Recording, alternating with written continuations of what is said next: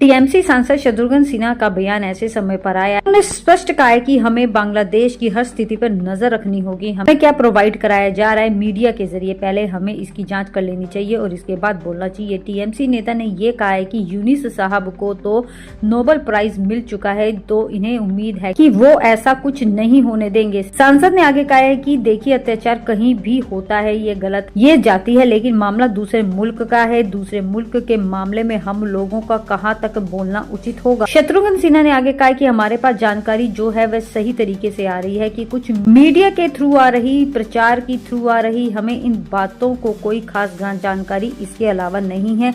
हमें सिर्फ वही जानकारी है जैसे आपको है मीडिया के थ्रू, वैसी हमें आ रही है मीडिया के थ्रू।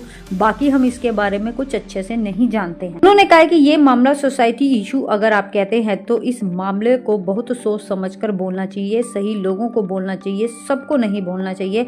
हमें ऐसा ही करना चाहिए कि लोगों को न्याय मिले, इंसाफ मिले, जगह जगह शांति हो। वासुदेव कुटुंब का सवाल है, पूरा विश्व जो एक है, तो कहीं किसी पे, चाहे किसी मजहब का हो, किसी जात का हो, किसी जाति का हो, उसके ऊपर ज्यादती नहीं होनी चाहिए। हम तो यही दुआ करेंगे, यह भी प्रार्थना करेंगे कि वहाँ के यूनिस साहब जो है नोबेल प्राइज है, जो कार्यभार संभाले हुए हैं प्रेसिडेंट का, अभी हम चाहेंगे कि वह इन बातों को जरूर देखें। शायद इसकी चिंता भी रही होगी। हुमायूं कबीर द्वारा गठित नई पार्टी उन्नयन जनता पार्टी को लेकर शत्रुघ्न सिन्हा ने भी अपनी प्रतिक्रिया व्यक्त की है।